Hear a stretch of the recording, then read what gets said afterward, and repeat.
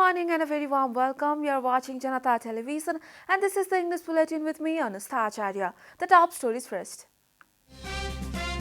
Lower House forms 11 members committee for impeachment of Chief Justice. The next meeting of Parliament to be held on March 13. NRB limits imports of gold to 10 kg per day. Gold price crosses the mark of Rs 100,000 per 11 grams. Leaders voice concerns regarding regular obstruction of Parliament. UML leader Raval against party's decision to cause House obstruction. Russian attacks half plans to evacuate Ukrainian civilians. Russian President Putin turns the blame on Ukraine. And Manchester City beat Manchester United 4-1 at Etihad Stadium. Kevin De Bruyne and Riyad Mahrez double seal empathetic derby win.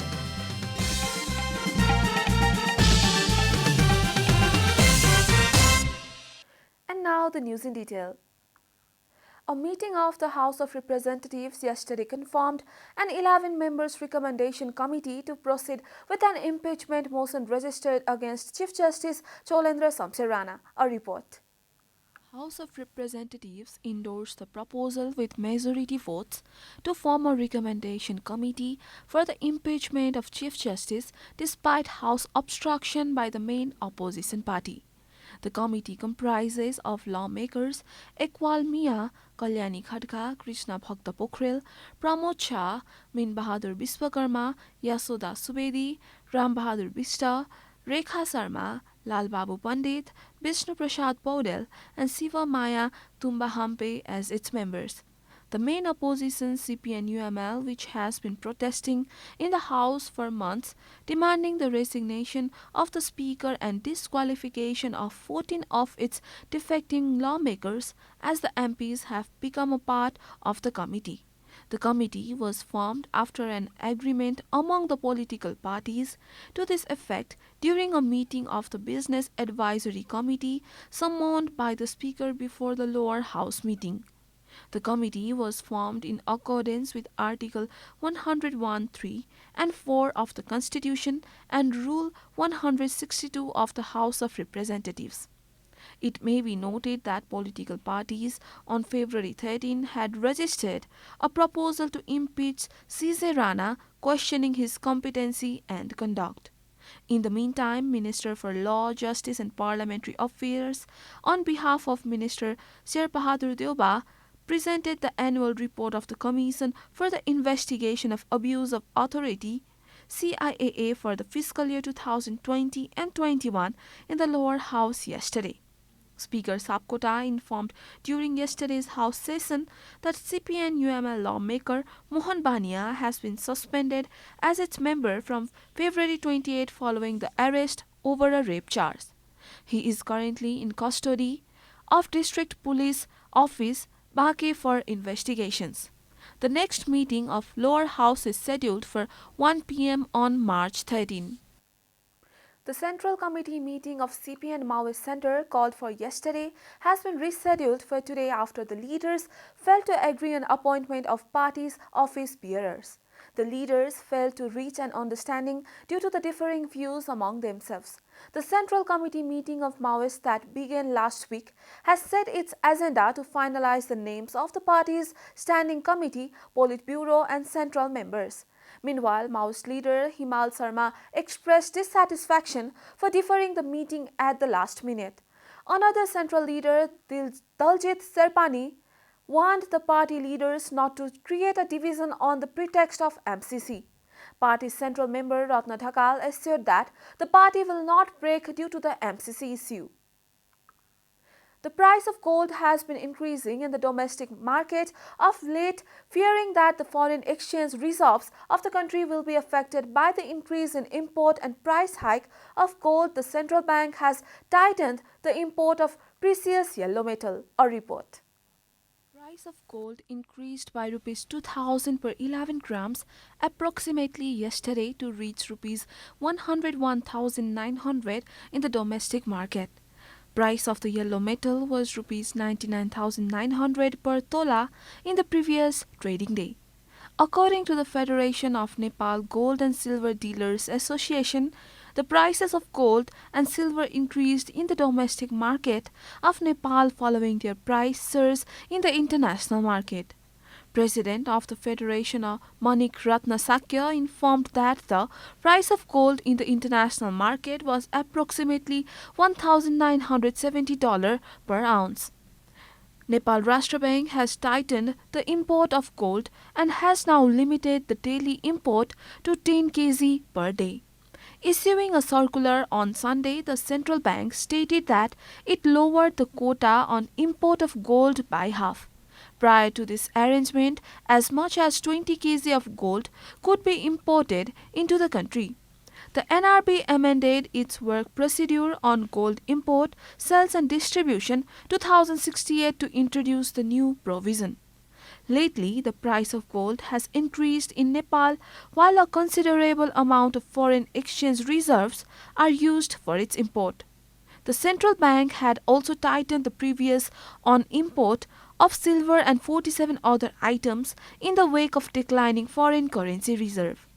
Beside golds, other goods that have been restricted to some extent include clove, surgery items, drinks and tobacco, perfumes, cosmetic goods, shoes and sandals, shampoos, wigs, artificial bouquet, chips, marbles, ceramic goods, furniture, milk powder, eggs, dry vegetables, betel, cashew nuts, black pepper, sausage, cocoa powder, dog foods, tomato ketchup, among others.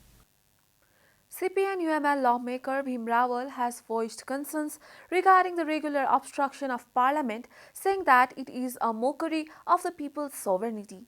Rawal, who had reached the parliament building to attend the lower house meeting yesterday, said that the leaders need to seek a solution to this problem. Speaking with reports at the parliament yesterday, Rawal said that it was highly irresponsible to obstruct the House of Representatives meeting against the aspirations of the people. Likewise, chairman of the CPN Unified Socialist, Madhav Kumar Nepal, said that they must opt for early election if the UML continues parliament obstruction. He said that it was meaningless to hold meetings if the UML keeps obstructing it. He added that the parliament must be dissolved to teach KP Sharma Oli a lesson.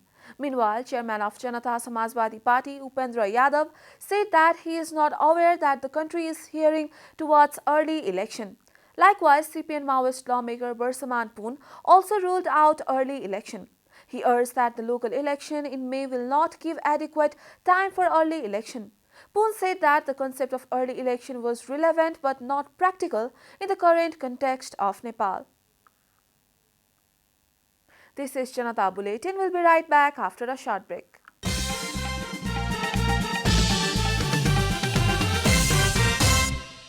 Welcome back after the break. We continue with other national news. The government yesterday confirmed 54 new cases of coronavirus across the country. The total cases of coronavirus in the country have climbed to 977,501, while the number of active cases has dropped to 6,461. Coronavirus claimed 2 more lives across the country, taking the death toll to 11,947. Nepal is currently among top 57 countries that have been most affected by the pandemic. The USA tops the list with over 80.91 million confirmed cases, followed by India with more than 42.96 million cases. Coronavirus has infected more than 446.34 million people across the world and claimed over 6.01 million lives. Prime Minister Sher Bahadur Deuba has submitted the annual report on implementation of the directive principles and policies of state to President Bidya Devi Bhandari.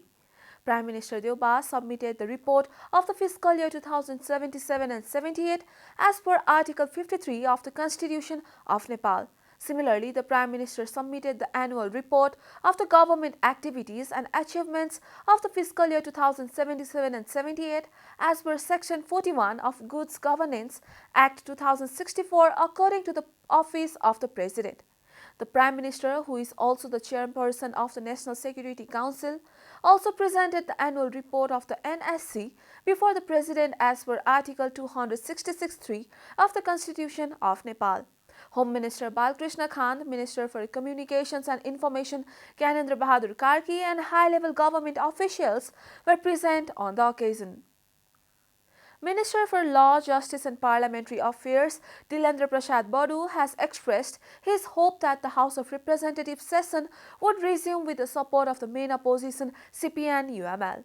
Some members of a recommendation committee to impeach Chief Justice are from the UML, which has been obstructing the Parliament session for around 6 months, demanding the resignation of the Speaker and disqualification of 14 of its deflecting lawmakers, stating that there is a need of the participation of main opposition in pushing through import bills, including that of citizen linking the concern of people in the parliament. The minister pledged to effectively move ahead the parliamentary business with help from the opposition. And now the news from economic front. The International Finance Corporation has appointed Martin Holtman as its new country manager for Nepal, Bangladesh and Bhutan. Based in Dhaka, Holtman will focus on developing new opportunities for the private sector and increasing IFC's impact on the development of the three countries as the region continues to recover from the COVID-19 pandemic, the IFC said in a statement on Sunday. Holtman, a German national, joined IFC in 2007. Prior to the appointment, Holtman was Global Sector Manager for Financial Inclusion, helping IFC to reach millions of micro, small and medium-sized enterprises with traditional and digital financial services. According to the statement, Holtman will notably work to promote IFC's impact on climate, gender and green growth while expanding the diversifying the investment and advisory portfolios.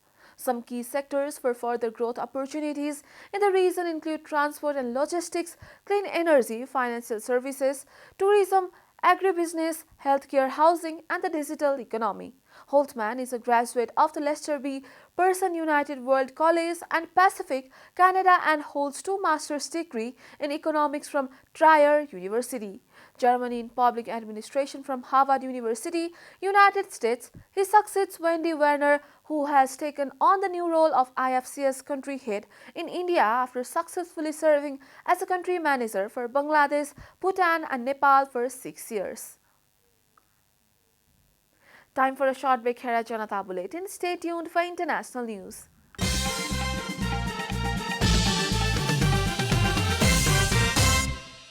Welcome back. Now the international news.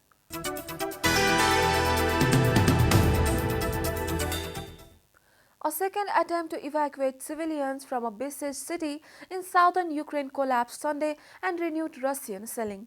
Russian President Vladimir Putin turned the blame for the war back on Ukraine and said Moscow's invasion could be halted only if Kiev ceases hostilities. Food, water, medicine, and almost all other supplies were in desperately short supply in the port city in Mariupol, where Russian and Ukrainian forces had agreed to an 11-hour ceasefire that would allow civilians and the wounded to be evacuated. But Russian attacks quickly closed the humanitarian corridor, Ukrainian officials said. There can be no green corridors because only the sick brain of the Russians decides when to start shooting at home.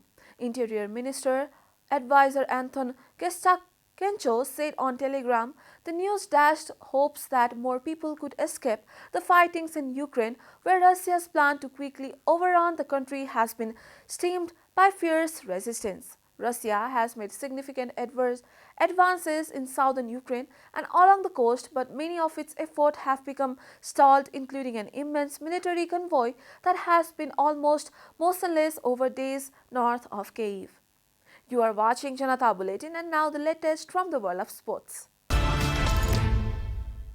Manchester City restored their 6 points lead at the top of the Premier League as doubles from Kevin De Bruyne and Riyad Mahrez inspired the champions to a commanding 4-1 derby victory over Manchester United. De Bruyne got City off to the perfect start 5 minutes into the 187th Manchester derby, slotting home his 50th Premier League goal. Jadon Sancho, on his first Etihad Stadium appearance, provided temporary respite for United in the absence of the injured Cristiano Ronaldo, with a well-taken equaliser midway through the first half, but De Bruyne's second ensured City led deservedly at the break. City's victory sees them respond to Liverpool's title challenge and reinstate the 6-point lead at the top of the Premier League, while the first defeat since January 3 and second league defeat at Ralf Rangnick's reign leaves United's fifth, a point behind fourth-placed Arsenal's having placed 3 games more. We are at the end of Janata Bulletin and the headlines once again. Lower House forms 11 members committee for impeachment of Chief Justice. The next meeting of Parliament to be held on March 13. NRB limits import of gold to 10 kg per day. Gold prices crosses the mark of rupees 100,000 per 11 grams. Leaders voice concerns regarding regular obstruction of Parliament. Yama leaders travel against party's decision to cause House obstruction. Russian attacks halt plans to evacuate Ukrainian civilians. Russian President Putin turns the blame on Ukraine. And Manchester City beat Manchester United 4-1 at Etihad Stadium, giving De Bruyne and Riyad Mahrez double still emphatic derby win.